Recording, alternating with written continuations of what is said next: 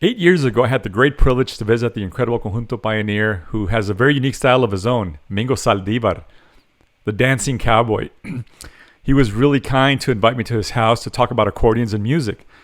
And this was not planned. I did not have the proper equipment to record this. I thought, what would Chris Stratchowitz do in a situation like this? I really did think this. I had taken a small Panasonic camera to take some pictures, but I had never used it for videos. I turned it on without knowing how to work the settings, hoping that I would capture something, which I did. Then, for some reason or another, I lost the footage. I was going through some drives, and lo and behold, there it was, 8 years later.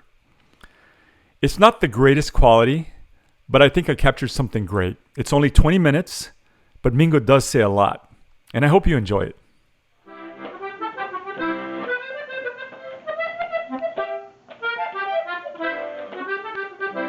Mingo, how long have you been playing the accordion? Oh, I think I started like in 1948, and then back in, let's see, 1953, 54, I started playing with regular bass, more professional. Who were you listening to? I think there were several people, including Felix Borrayo, and of course Santiago Jimenez Sr., Narciso Martinez, Mr. Valerio Longoria, and there's just a whole bunch of them, but those come to mind right quick. Were there other influences, other styles of music from outside the Tejano, Tex-mex, those type of genres? Oh, definitely. Uh-huh. I love Cajun music. I like Zydeco from Louisiana, and I like some of their music. So and their accordions sound different than mine. So they gotta be sort of. And I actually bought a Cajun accordion, and but I've never learned how to play it. But I like all styles of music. What about German? Did that have any influence on your playing as well? German music? Did you ever listen to it? Oh, definitely. Mm-hmm. I remember we used to travel up north back in the late 40s, early 50s to. If it could be picked, we picked it. It's a big family. And in Minnesota, Wisconsin, Illinois, I was very impressed with German music with the keyboard accordions. And I used to kind of take that music and put it into, if I were to make a polka, I used some of that sound. And then finally I would just arrange it in my own way, right. My own arrangement. So you would grab different styles, kind of incorporate it into your playing a little. Exactly. Then like up north, normally you see more piano keyboard accordions than the button accordions. Right. So, but I love all kinds of music. Of course, nearly down to accordions, and then finally to the button accordion, and of course Hohner, Wolfgang Hohner. Yeah. But I've been able to. I love country and western music. Yeah. I like rock and roll, and I've done different styles of music, and recorded different styles of music with Hohner accordions. Now, is it because of the sound of the reeds on the accordion, or what is it about the Hohner that works with country and, of course, conjunto and it's is it the sound of the reeds? Is it the feel of the fingerboard? What is it about the accordion? To me, it's got a brighter sound, a happier sound. To me, the button accordion by itself, doing the bass and the keyboard, when you play, I notice more presence than the bigger accordions, the piano, keyboard. You can really, you know, play it without no... It has a little bit more like a soul, like Oh, yeah, playing a definitely. harmonica. A lot more soul, a lot of heart in these accordions. And there's, of course, they're lighter to begin with. Right, easier to And I was always a small person. And but they take a lot of abuse, these accordions. And you opted to continue playing the bass on it. Not a lot of conjunto guys play the bass side. Exactly, I just got used to that. Playing the bass side and using my thumb strap. Right. Most guys don't use the thumb strap anymore. But this is the way I learned, and it's always been like that.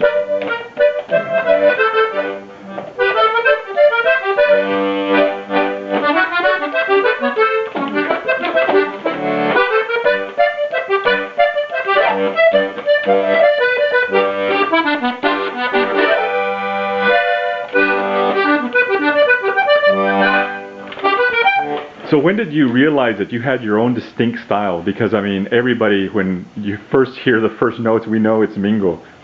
Well, actually, Gilbert, I didn't know this is the way I felt like playing the accordion.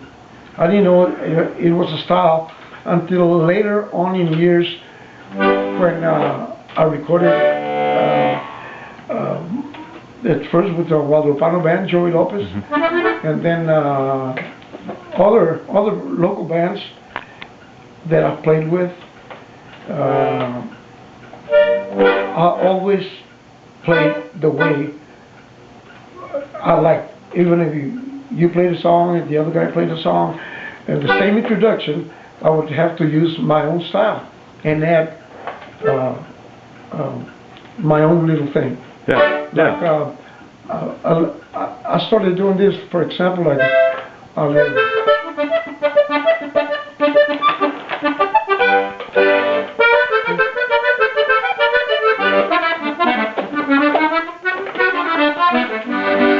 and then licks like that, just very simple. Yeah. And I would try to incorporate these licks into the same song that the other guy was playing, and I incorporate the licks into the introduction.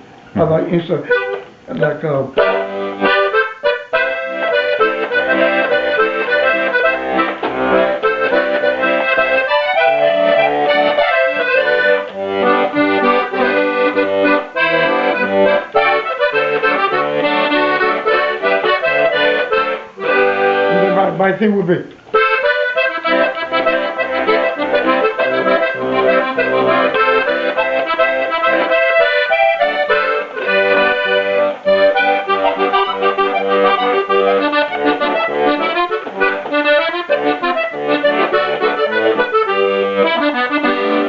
And the same introduction, same amount of notes, and but the introduction is different than what I would hear how it was recorded, just to make it a little more, to me, livelier. And, I learned this like.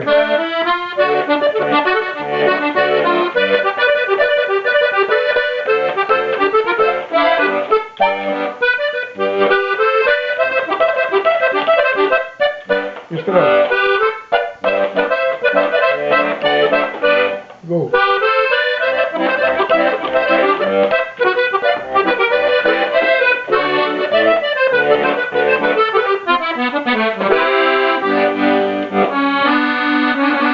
And I've never changed this beat.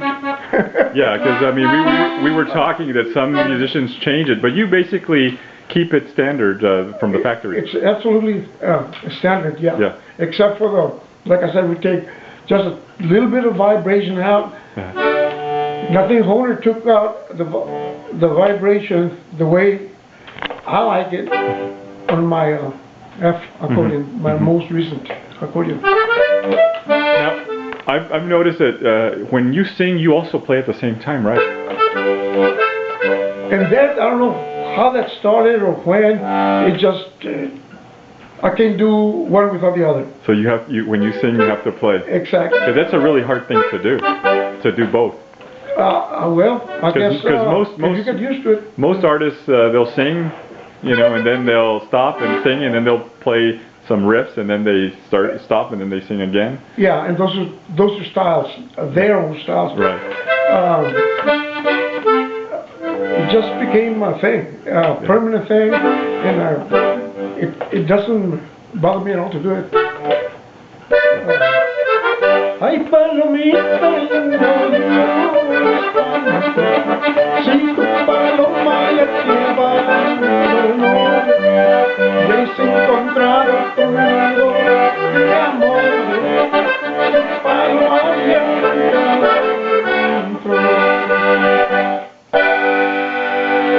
So, I think it was because there was definitely not a bajo available back in the late 40s for me to practice with, just me, so I had to play the bass. And then he wanted to sing, I didn't want to stop playing the accordion, so the accordion would fit with my lyrics. And all those three things just stayed on forever. And what is it what do you call that for those who don't understand what you're doing there on the treble when you're singing? Is it just voicing? What do you call that? You're adornando la canción.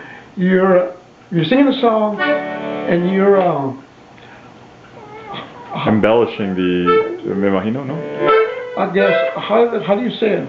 Adornar. Sí, embellish. Yeah, just to keep up with Yeah. not too much, Right. and not too loud, so the vocals can still be heard. Right. And so you do like basic patterns. For example, what key is this? GCF?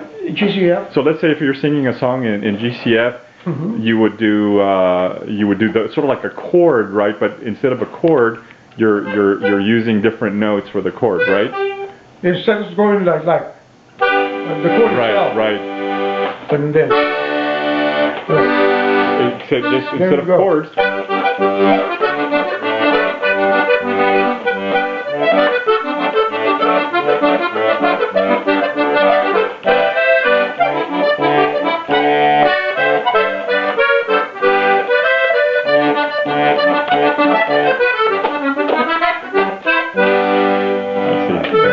Yeah. Just to this is another word to. Yeah, I can't think of to that. dress up. Yeah. Okay. The song, the lyrics. Compliment. Yeah, you can complement the song. Yeah. You dress up, fill it up. In other words. And that way, if there's no more instruments around, you've got a full accordion going. Yeah. With the lyrics, and so I guess it's just the way that I learned. There's always been, like Mr. Tony La Rosa, Valerio. There's several musicians that would accompany themselves with the accordion, same way, but in their own styles also. Right. And so, to me, it just dresses up the song. It sounds great. Yeah. It sounds unique too. Thank you.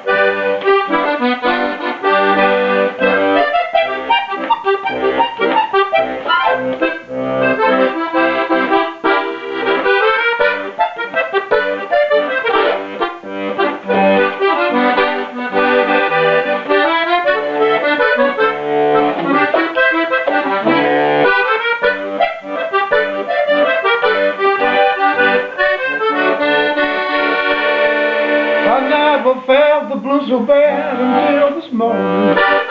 All right.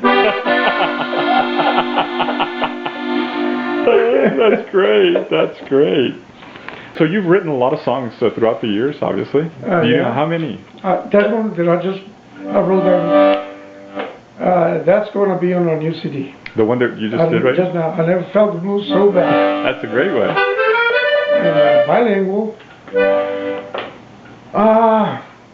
I've written close to 150 something songs. And I've been, praise the Lord, fortunate enough to written a couple of sort of hits. Like Andan Diciendo, I wrote that back in the 50s. And we did it first with the Guadalupanos. And had good fortune with that. And Como Perla del Mar. So bluesy, the Spanish lyrics, Pájaro Negro,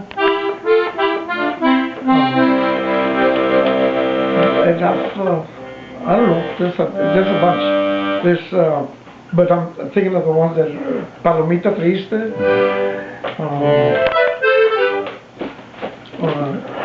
the polka, Sácate los piojos, Chencha. A lot of people have recorded that. So I like to write. What inspires you to write? You know, is just how you feeling that day, or what is it? Just every day I get, just about every day I get tunes in my head.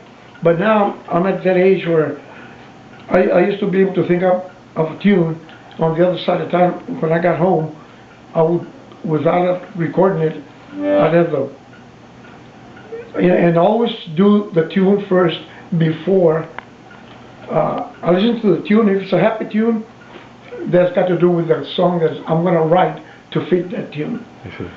But now I have to, if I think of a song, I have to have a little recorder with me, and if I don't, by the time I get home, I won't remember it. But I keep in my mind, I keep thinking about tunes, and it becomes very easy. I've written started the day before yesterday. What's today? Tuesday. I think last Thursday. And I finished last night. I finished the tune. So now I'm concentrating on doing the words and what kind of story it's going to be. This particular composition is going to be like in a minor chord.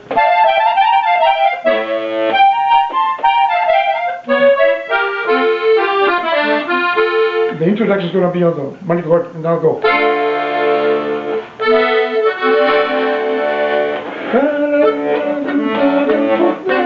And it's a really good slide from a